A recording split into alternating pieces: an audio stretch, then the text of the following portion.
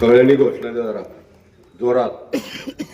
पुण्यश्लोक छत्रपती श्री शिवाजी महाराज की धर्मवीर छत्रपती श्री संभाजी महाराज की भारत माता की हिंदू धर्म की जय श्रीराम. जय जय श्रीराम. संपूर्ण जगाला पवित्र अशी असणारी ही भूमी, ज्यांच्या जन्मानं पुनीत झालेली ही शिवनेरीची जुन्नर भूमी. या जुन्नर भूमीतील आज नगर परिषदेची निवडणूक होतीये.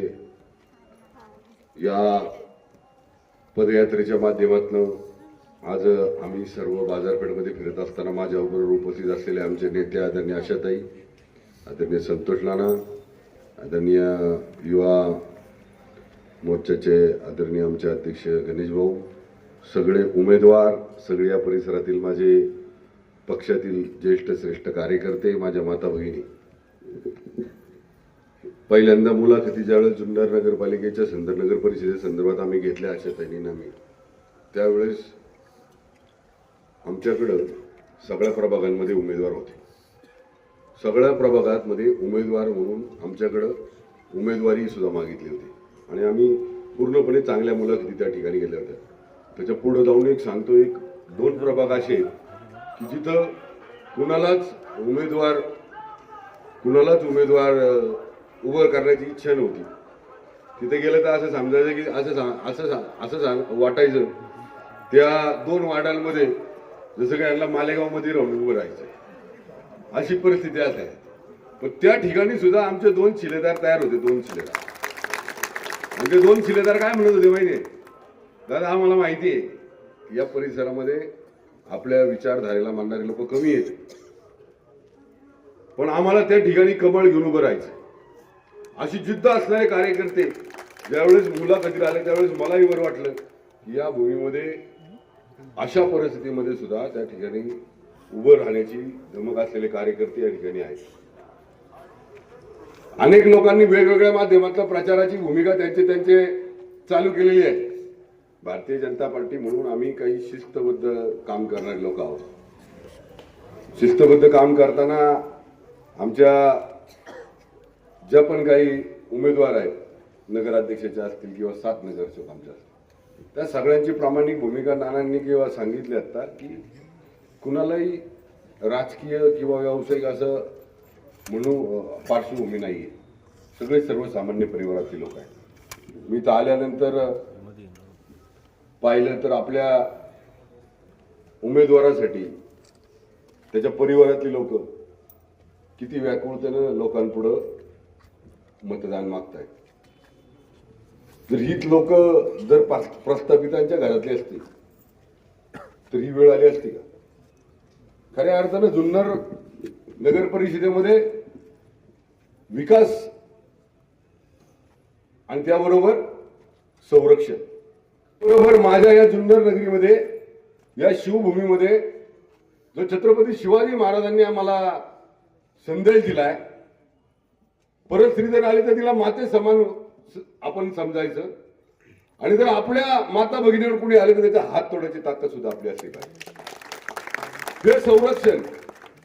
हे संरक्षण माझी या जुन्नर नगरीतली प्रत्येक माता भगिनी सुरक्षित वाटली पाहिजे, प्रत्येक समाजाची. आणि त्याच्याकरता तरुणांनी सगळ्यांनी एकत्र आलं पाहिजे. समाज बांधवांनी सगळ्या समाज घटकांनी एकत्र आलं पाहिजे. आणि ही भूमिका मांडताना इतकी कठोरपणे मांडली पाहिजे, ज्यावेळेस आपण असं म्हणतो एखादी घटना घडली, एखाद्या कुटुंबामध्ये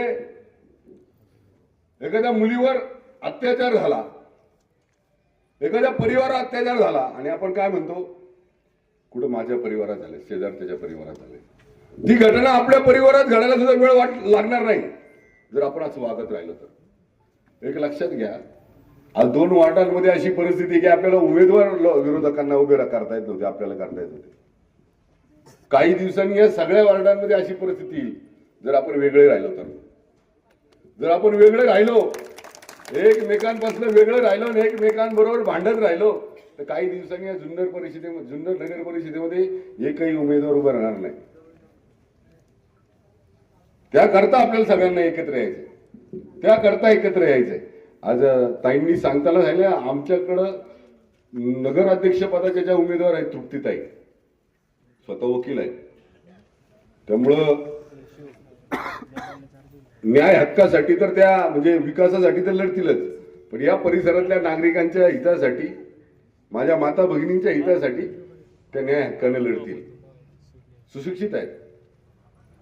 आमच्या 2 नंबर मधील आदरणीय श्रीकांतजी मिरगुंडे, त्यानंतर प्रभाग क्रमांक 6 मधील अनिल शिवाजीराव रोकडे आणि सौ प्राजक्ता जोशी. 7 नंबर मध्ये आमचा मित्र नरेंद्रजी तांबोळी, नंदकुमारही म्हणतात, त्या जुना कार्यकर्ता आहे, आणि सौ निलिमाजी जोशी. 8 नंबर मध्ये आमचे दीपेशजी परदेशी, आणि परत एकदा आमच्या तृप्तीताई तिथं आहेत. हे सगळे उमेदवार आपण त्यांची जर सगळ्यांनी सखोल माहिती घेतली तर तुमच्या लक्षात येईल की हे सगळे जे काही लोक या ठिकाणी उभे आहेत, हे फक्त आणि फक्त समाजाची सेवा करण्यासाठी या ठिकाणी उपस्थित आहेत. आज अनेक लोकांना असं वाटतं की युतीमध्ये किंवा इथे चर्चेमध्ये काही कारणास्तव बिघाडी झाली. आम्ही त्याच्याकडे लक्ष देणार नाही. आमच्या ताईने फार एकदम सुंदर सांगितलं. आम्ही ज्यावेळेस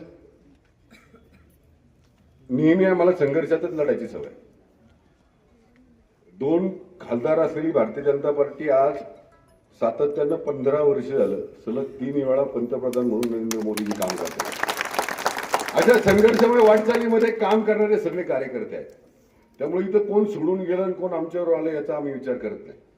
आमचा हेतू इतका प्रामाणिक आहे, आमचा उद्देश इतका प्रामाणिक आहे की या जुन्नर नगर परिषदेमध्ये सर्वांगीण विकास करायचा, त्याचबरोबर या जुन्नर नगरीमध्ये सर्व लोक सुरक्षित राहिली पाहिजे, अशा प्रकारचा अजेंडा आमचा आहे. मी नेहमी माझ्या प्रत्येक वेळेस, तुम्ही माझ्या बऱ्याच वेळा पाहिलं असेल, माझ्या निवडणुकीमध्ये सुद्धा अनेक लोक येतात, आरोप करतात. आरोपाला काही तथ्य नसतं, पण ते आरोपच राहतात. त्याला काही बेस नसतो, त्याला काही म्हणजे अर्थही नसतो. म्हणून कोण आरोप करतोय म्हणून त्याला उत्तर द्यायचं भाषणात, ही माझी सवय नाही. आमच्या पक्षाची नाही. पण पक्षाचं आमच्या सगळ्यात महत्वाचं काय माहिती का, या जगामध्ये, या विश्वामध्ये एकमेव पक्ष असा आहे की या पक्षाचा उद्देश पहिलं राष्ट्र आहे, पहिला देश आहे, नंतर पक्ष आहे आणि नंतर व्यक्ती आहे. या विचारधारेवर चालणारा हा भारतीय जनता पार्टी पक्ष. त्यामुळे आमच्यासाठी सगळ्यात पहिलं या देशात राहणारा प्रत्येक नागरिक आहे. मग कुणावर आरोप करते, किती आरोप केले, मग आपल्या पंतप्रधानांवर आरोप केले, आपल्या मुख्यमंत्र्यांवर आरोप केले, आपल्या वरिष्ठ नेत्यांवर आरोप केले, तर त्यांच्याकडे नाना दुर्लक्ष करायचं असतं. आबळाला लात मारणारी भरपूर लोक असतात, मारली का कोणी, आणि आबळा एवढं मन आपलं असलं पाहिजे, असल्याकडे दुर्लक्ष करायचं. बऱ्याच लोकांनी असे आरोप केले पण मी कधी त्यांच्यावर उत्तरच दिलं नाही. हा, पण एक नक्की केलं. काय केलं? माझ्या पक्षाच्या कार्यकर्त्याला कुणीही कसल्या प्रकारची दमदाटी करायची नाही, हे मी 100% या ठिकाणी स्पष्ट सांगतो. कारण माझा कार्यकर्ता, माझ्या पक्षाचा कार्यकर्ता हा माझा स्वाभिमान आहे. माझ्या पक्षाचा प्रत्येक सदस्य हा माझा स्वाभिमान आहे आणि त्याच्यासाठीच मी या ठिकाणी आलो. त्याच्यासाठी मीच आलेलो आहे. आणि त्यामुळं माझा कार्यकर्ता हा सक्षम आणि ताकदीने सगळ्यांनी पुढे गेलं पाहिजे. आपला विचार चांगला आहे, आपला उद्देश चांगला आहे, आपलं ध्येय चांगलं आहे. त्यामुळे आपल्याला कुणाला घाबरायची गरज नाही. आपला उद्देश प्रामाणिक आहे, आपला उद्देश एकदम स्पष्ट आहे. आम्हाला या जुन्नर आणि आजूबाजूच्या परिसराचा सर्वांगीण विकास करायचा आहे. या जुन्नरमध्ये असलेल्या सगळ्या ज्या पण योजना आजपर्यंत प्रलंबित आहेत, ज्या पण सुविधा प्रलंबित आहेत, त्या पूर्ण करायच्या. आणि आमच्या तृप्तीताईंकडे पहा तुम्ही, तो आत्मविश्वास तुम्हाला मिळेल. आमच्या सगळ्या 7 नगरसेवकांकडे पहा, मग तुम्हाला तो आत्मविश्वास मिळेल. या जुन्नरच्या पवित्र भूमीमध्ये मी आज आपल्या सगळ्यांना एवढं विश्वासाने सांगतो. आज आमच्या आशाताईंनी बोललेलं आहे, तुम्हाला नाना बोलले, आमचे परदेशी साहेब बोलले, तुम्हाला विश्वासाने सांगतो इथून पुढल्या 5 वर्षामध्ये आमचे 7 नगरसेवक आणि नगराध्यक्ष निवडून द्या. या नगर परिषदेमध्ये कधी न घडलेला विकास, इतका जास्तीत जास्त निधी या नगर परिषदेसाठी मी स्वतः अशा ताईंना घेऊन जाईल आणि देवेंद्र भाऊंना म्हणेन की या माझ्या शिवभूमीमध्ये, छत्रपती शिवाजी महाराजांच्या जन्मभूमीमध्ये सर्वांगीण विकास करण्यासाठी पूर्ण ताकदीनं राज्य सरकारकडनं आम्हाला या ठिकाणी मदत हवी आहे. आपण पाहिलं असेल, आता भीमाशंकर देवस्थान झालं, अष्टविनायकचे रस्ते झाले, हे सगळे करण्याचं धाडस सुद्धा एकट्या देवेंद्र भाऊंनी केलं. याच्या अगोदर सगळे पर्यटक येत होते, पण सगळे रस्ते करायचं काम आदरणीय देवेंद्रजींनी 2014 ते 2019 मध्ये केलं. आताही ते करतायत. हे सगळं करत असताना त्यांच्या समोर किती लोकांनी त्यांच्यावर आरोप केले, तर त्यांनी त्या आरोपाकडे दुर्लक्ष केलं. पण त्यांचा उद्देश एकदम स्पष्ट होता. त्यांनी उद्देश गाठलं, ते म्हणजे विकासाचं. त्याच दृष्टीने आज मी सांगतो तुम्हाला, या जुन्नरमध्ये पुढल्या 5 वर्षानंतर सगळे माझे पत्रकार बांधव इथं उपस्थित आहेत, त्यांच्या साक्षीने सांगतो, पुढल्या 5 वर्षानंतर या जुन्नर नगरीचा कायापालट झाल्याशिवाय आम्ही ठाम बसणार नाही, असा एक विश्वास या निमित्तानं देतो. आणि आपल्या सगळ्यांना या पदयात्रेमध्ये आपण सर्वजण आलात, मोठ्या संख्येने उपस्थिती दाखवली. मला विश्वास आहे आजच्या या पदयात्रेमुळे 2 तारखेला जे मतदान होईल, ते मतदान हे या जुन्नर मधील सुजाण नागरिक, सुजाण मतदार हे आपल्या विकासासाठी, आपल्या भविष्याच्या विकासासाठी, भविष्यातल्या पिढीच्या विकासासाठी आणि सगळ्यात महत्वाचं म्हणजे माझ्या परिवारातल्या प्रत्येक कुटुंबातल्या माता भगिनीच्या संरक्षणासाठी हे मतदान भारतीय जनता पार्टीला करतील, हा विश्वास या निमित्तानं मला वाटतो. मी या निमित्तानं सगळ्यांचं धन्यवाद देतो आणि थांबतो. जय हिंद, जय महाराष्ट्र, जय श्रीराम.